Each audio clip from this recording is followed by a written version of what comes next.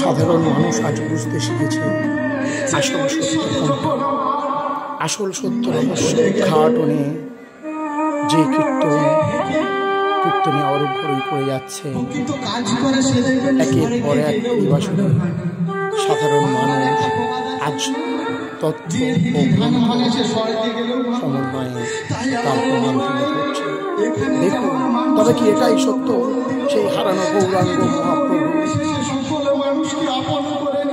যাকে আমরা প্রাণের গৌরী বলে জানি, যাকে বাঙালি ভগবান বলে জানি, যাকে সনাতনীরা কলিযুগের ভগবান বলে জানি, আর কতদিন মিথ্যার বেড়া জলে পড়ে থাকবে।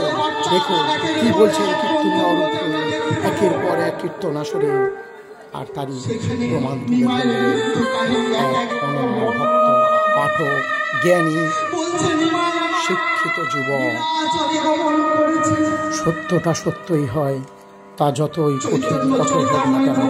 সাধারণ মানুষের কাছে তুলে ধরার এই এক অনন্য প্রতিজ্ঞা নিয়ে কীর্তন আসরকে পাথেয় করে চলবে।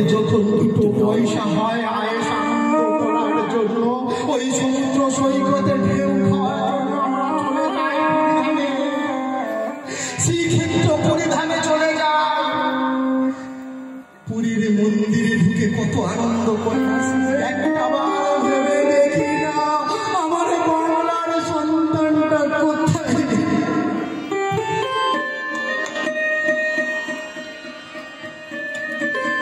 যে বিমান ওই পুরী থেকে দেশি একের পর এক মানুষদের আপন করে নিয়ে, তৎকালীন সময় রাজা ছিলেন প্রতাপরুদ্র।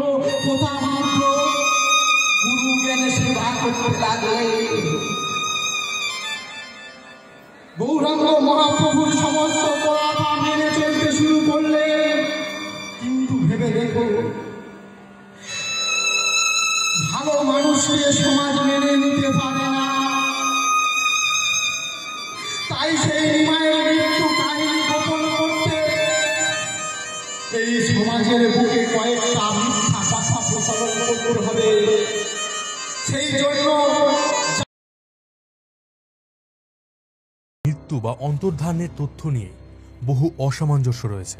যেমন কৃষ্ণদাস কবিরাজ তার চৈতন্য চরিতামৃত বইতে বলেছেন, শ্রী চৈতন্য হরিনাম জপতে জপতে পুরী সমুদ্রের দিকে হেঁটে গিয়েছিলেন, আর এরপর সেই সমুদ্রের জলে ডুবেই তিনি মারা যান। কবি লোচন দাসের চৈতন্য মঙ্গলে বলা আছে, চৈতন্যদেব নাকি জগন্নাথ মূর্তির সঙ্গে মিশে গিয়েছেন।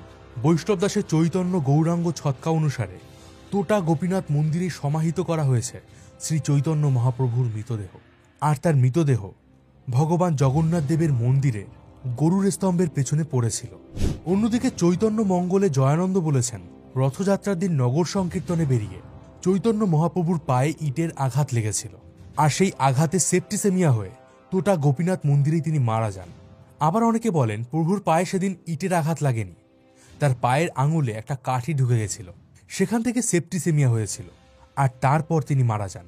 এবার আমরা জানি যে ভগবান শ্রীকৃষ্ণের পায়েও তীরের আঘাত লেগেছিল, আর সেই আঘাতের ফলেই তার মৃত্যু হয়েছিল। এবার ভক্তরা যেহেতু শ্রী চৈতন্য মহাপ্রভুকে শ্রীকৃষ্ণের অবতার মনে করেন, তাই তার মৃত্যুকে স্বয়ং শ্রীকৃষ্ণের মৃত্যুর সাথে মিলিয়ে দেওয়ার একটা ছোট্ট চেষ্টা এখানে করা হয়েছিল। কিন্তু সবথেকে বেশি গ্রহণযোগ্য যে তথ্যটা, সেটা হলো শ্রী চৈতন্যদেব সেদিন অন্তর্ধান হননি, বা তার সেপ্টিসেমিয়াও হয়নি। তাকে পুরীর জগন্নাথ দেবের মন্দিরে হত্যা করা হয়েছিল। তৎকালীন পুরীর পাণ্ডারা জগন্নাথ মন্দিরের ভেতরেই তাকে হত্যা করেছিলেন। এবার দেখা যাক যে মানুষ এটাতে কেন বিশ্বাস করেন যে চৈতন্য মহাপ্রভুর অন্তর্ধান হয়েছিল। আসলে বৈষ্ণব সম্প্রদায়ের মানুষেরা কখনোই এটা মানতে পারেন না যে চৈতন্য মহাপ্রভুকে খুন করা হতে পারে বা তার মৃত্যু হতে পারে, কারণ মহাপ্রভু কোনো সাধারণ মানুষ ছিলেন না, তিনি ছিলেন রাধা ও কৃষ্ণের মিলিত রূপ। তাই কেউ তাকে হত্যা করেছেন এমন তথ্য প্রকাশ করলে মহাপ্রভুর অপমান করা হয়। কিন্তু সত্যি কি এটার মধ্যে অপমানের কিছু রয়েছে? কারণ স্বয়ং শ্রীকৃষ্ণেরও তো মৃত্যু হয়েছিল সাধারণ একটা বাণের আঘাতে। 2000 সালের 15ই জুন ESI মানে আর্কিওলজিক্যাল সার্ভে অফ ইন্ডিয়ার একটা টিম পুরীর জগন্নাথ মন্দির সংস্কারের কাজ চালানোর সময় মন্দিরের ভেতর থেকে দুটো মানুষের কঙ্কাল উদ্ধার করে। মন্দিরের ভেতরে মানুষের কঙ্কাল, এই তথ্য সামনে আসতেই গোটা দেশ জুড়ে তোলপাড় শুরু হয়ে যায়। সেই কঙ্কালগুলোকে টেস্টের জন্য ল্যাবে পাঠানো হয়েছিল, কিন্তু আশ্চর্যজনকভাবে ল্যাব থেকে সেই কঙ্কালগুলো গায়েব হয়ে যায়। প্রশ্ন হচ্ছে, কোনো প্রভাবশালী ব্যক্তির তৎপরতা ছাড়া কোনো ফরেন্সিক ল্যাব থেকে কি কঙ্কাল সরানো যায়? ওই কঙ্কাল দুটোর মধ্যে একটা দৈর্ঘ্য ছিল প্রায় 6.5 ফুটের কাছাকাছি, আর একটা কঙ্কাল ছিল একটু ছোট। তাহলে কি দুটো কঙ্কালের মধ্যে একটা মহাপ্রভু চৈতন্যদেবের এবং দ্বিতীয়টা চৈতন্যদেবের পরম প্রিয় শিষ্য গদাধরের? আর এই ঘটনা সামনে আসার পরেই চৈতন্য মহাপ্রভুর সমুদ্রে ডুবে যাওয়া বা জগন্নাথের দেহে বিলীন হয়ে যাওয়া যে সমস্ত তথ্য এতদিন ভক্তদের মনে গেঁথে দেওয়া হয়েছিল সেটা খারিজ হয়ে যায়। 1995 সালের 17 এপ্রিল চৈতন্য খুনের কিনারা করতে গিয়ে চৈতন্য গবেষক ডক্টর জয়দেব মুখোপাধ্যায় খুন হন। কারণ শ্রী চৈতন্য মহাপ্রভুর মৃত্যুর প্রায় 462 বছর পর ডক্টর জয়দেব মুখোপাধ্যায় এটা প্রমাণ করতে যাচ্ছিলেন যে চৈতন্যদেবকে কারা খুন করেছিল, কেন খুন করেছিল, আর তার মৃতদেহ এখন কোথায় আছে। তার লেখা বই কাহা গেলে তোমা পাই এর প্রথম খণ্ডে তিনি দাবি করেছিলেন যে তিনি জানতে পেরেছেন কোথায় প্রভুর মৃতদেহ সমাধি দেওয়া হয়েছে। কিন্তু এই বইয়ের পরবর্তী দ্বিতীয় খণ্ডের পাণ্ডুলিপি প্রকাশকের হাতে দেওয়ার আগেই জয়দেব মুখোপাধ্যায় খুন হয়েছিলেন। মৃত্যুর সময় তার মাথা ঢোকানো ছিল চৌবাচ্চার ভেতরে, আর চৌবাচ্চায় খুব বেশি হলে 1 হাঁটু পরিমাণ জল ছিল, আর তার হাত দুটো পেছনে বাঁধা ছিল। জয়দেব বাবুর মা ঘরের মেঝেতে উপুর হয়ে পড়েছিলেন। পুরীর একটা হাসপাতালে 3 দিন প্রায় বিনা চিকিৎসায় থাকার পর জয়দেব বাবুর মা মারা যান।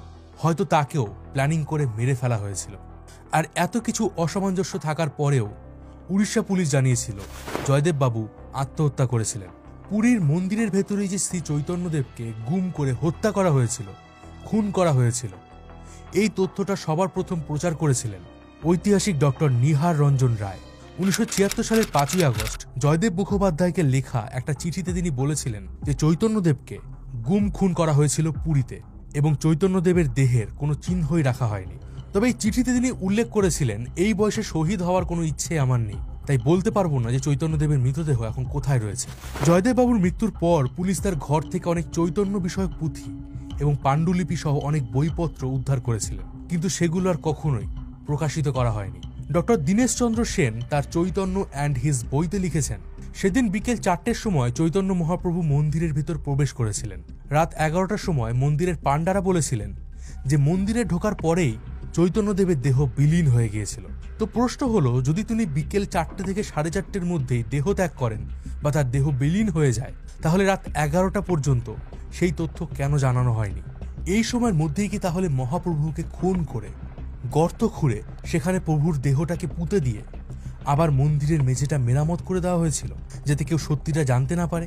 আর এই সমস্ত কাজ শেষ হওয়ার পরেই কি পাণ্ডারা বলেছিল যে চৈতন্য মহাপ্রভুর দেহ বিলীন হয়ে গেছে? দীনেশ চন্দ্র সেনের ধারণা ছিল মন্দিরের পাণ্ডারাই শ্রী চৈতন্যদেবকে পিটিয়ে হত্যা করেছিল। তো প্রশ্ন হলো, শ্রী চৈতন্যদেব কি এমন অপরাধ করেছিলেন যে পাণ্ডারা তাকে হত্যা করতে চেয়েছিল? গবেষকদের মতে শ্রী চৈতন্য মহাপ্রভুর সংস্পর্শে এসে কলিঙ্গ বর্তমান উড়িষ্যার রাজা এতটাই মগ্ন হয়ে গিয়েছিলেন যে তার উপর পাণ্ডাদের প্রভাব কমে আসতে থাকে, আর এতেই একটু একটু করে পাণ্ডারা শ্রী চৈতন্যদেবের উপর ক্ষেপে উঠেছিল। রাজা প্রতাপরুদ্র চৈতন্যদেবকে দেবতা বলে মানতেন, আর চৈতন্যের অনুরোধেই তিনি নিচু জাতের মানুষদের সমান অধিকার দিতে শুরু করেন। নিচু জাতের হিন্দুদের জগন্নাথ মন্দিরে ঢোকা, রথের দড়ি ধরে টানা, মন্দির প্রাঙ্গণ পরিষ্কার পরিচ্ছন্ন করার কাজও দিয়েছিলেন শ্রী চৈতন্যদেবের কথায়। শ্রী চৈতন্য মহাপ্রভু বলতেন, জগন্নাথ কোনো একটি জাতির নয়, জগন্নাথ সবার। আর এই মহাপ্রভু সংস্পর্শে এসে রাজা প্রতাপরুদ্র শান্তিপ্রিয় হয়ে উঠেছিলেন। রাজপাটে তার আগ্রহ ছিল না। আর এই সময়কালের মধ্যে বহুবার বাংলার সুলতানরা কলিঙ্গ বর্তমান উড়িষ্যায় আক্রমণ করেছিল। কলিঙ্গের মন্ত্রীরাও চৈতন্যের উপর বিরক্ত হয়ে উঠেছিল। কলিঙ্গর ব্রাহ্মণরা মহাপ্রভুকে সহ্য করতে পারত না। অনেক ব্রাহ্মণরা এটাও মনে করতেন যে চৈতন্য মহাপ্রভুর আশাতে তাদের প্রাসঙ্গিকতা উড়িষ্যায় কমতে শুরু করেছিল। আর এরপর থেকেই কলিঙ্গ উড়িষ্যা এবং গৌড় অর্থাৎ বাংলার মানুষের মধ্যে একটা দ্বন্দ্ব শুরু হয় যে তারা কাকে মহাপ্রভু বলবে, জগন্নাথ দেবের মূর্তিকে নাকি চৈতন্যদেবকে। জগন্নাথ মন্দিরের পাণ্ডাদের ভেতর একটা প্রচলিত প্রবাদ রয়েছে। মালিবুড়ো শ্রী চৈতন্য অন্তর্ধান রহস্য বইটা থেকে জানা যায় যে এই পাণ্ডারা নাকি অনেকেই গর্ব করে বলেন যে তাদের পূর্বপুরুষরা চৈতন্যদেবকে খুন করেছিল। আর এর যুক্তি হিসাবে তারা বলেন যে চৈতন্যদেব বাংলার মুসলমান শাসকদের চর ছিলেন। তাই চৈতন্যদেব উড়িষ্যা আসার পরেই প্রথমবারের জন্য বাংলার মুসলমান শাসকরা উড়িষ্যার উপর সফলভাবে আক্রমণ করতে পেরেছিল। দেখুন, এই সব তথ্যই ধারণার উপর ভিত্তি করে বলা হয়। আপনি যদি একটু সাহসী হন তাহলে আপনি গিয়ে পুরীতে এই ব্যাপারে খোঁজ খবর নিতেই পারেন। এমনকি চৈতন্য বিদ্বেষী বাঙালিরাও এই গুপ্তচরের তত্ত্বে শিলমোহর দেয়। জাতপাতের ঊর্ধ্বে উঠে চৈতন্য যে সাম্যময় ভক্তি আন্দোলন শুরু করেছিলেন, তার ফলে পাণ্ডবদের ধর্ম ব্যবসার বড় ক্ষতি হয়ে যাচ্ছিল। আর এই কারণেই তাকে মন্দিরের ভিতর খুন করা হয়েছিল। কিন্তু প্রশ্ন হলো, চৈতন্যদেব কেন সেদিন মন্দিরের ভিতর প্রবেশ করেছিলেন? কারণ সেদিন তো জগন্নাথ দেবের মূর্তি মন্দিরের ভিতর ছিলই না। রথের সময় মূর্তিগুলো থাকে গুন্ডিচা মন্দিরে। তাহলে মন্দিরের ভেতরে গিয়ে জগন্নাথ দেবের মূর্তির সাথে তার শরীর কিভাবে লীন হয়ে যেতে পারে? এই ঘটনার কয়েকদিন আগেই উড়িষ্যার মন্ত্রী রায় রামানন্দ শ্রী চৈতন্যদেবকে চিঠি লিখে বলেছিলেন, অমুক অমুক ভক্তরা আসলে আপনার ভক্ত নয়, গোবিন্দ বিদ্যাধরের চর, আর এদের ছলনা থেকে সাবধানে থাকবেন।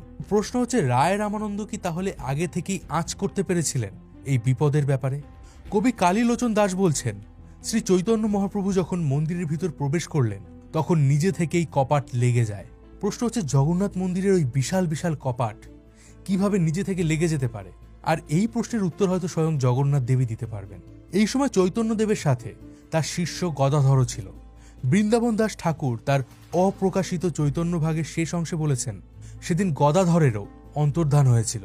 যদি আমরা তর্কের খাতিরে ধরেই নেই যে চৈতন্যদেব সেদিন জগন্নাথ দেবের মূর্তিতে লীন হয়ে গিয়েছিলেন, তো প্রশ্ন হচ্ছে, তার শিষ্য গদাধরও কি সেদিন লীন হয়ে গিয়েছিলেন? আর যদি না হয় তাহলে তিনি কোথায় গিয়েছিলেন? নাকি মন্দিরের পাণ্ডারা সেদিন চৈতন্যদেবের সাথে সাথে গদাধরকেও খুন করেছিল? অনেকের মতে ঘৃণ্য কাজের দায়িত্ব নিয়েছিল জগন্নাথ মন্দিরের দ্বাররক্ষী বাহিনীর প্রধান দীনবন্ধু প্রতিহারী। সেই প্রভুর গলা টিপে তাকে হত্যা করেছিল। প্রশ্ন হলো, খুন করার পর তারা চৈতন্যদেবের দেহ কোথায় পাচার করেছিল? ডক্টর জয়দেব মুখোপাধ্যায়ের মতে গোপীনাথ মন্দিরের বাঁধানো উঠোনের বাদিকে যে দুটো তুলসী মন্দির আছে, তার মধ্যে যে পুরনো তুলসী মন্দিরটা, সেটাই চৈতন্য মহাপ্রভুর সমাধি। এই সমস্ত তথ্য শুনে একটা বিষয় তো পরিষ্কার, যে চৈতন্যদেবের গৌরাঙ্গ মহাপ্রভুর মৃত্যু কোনো স্বাভাবিক মৃত্যু না, এটা অস্বাভাবিক মৃত্যু।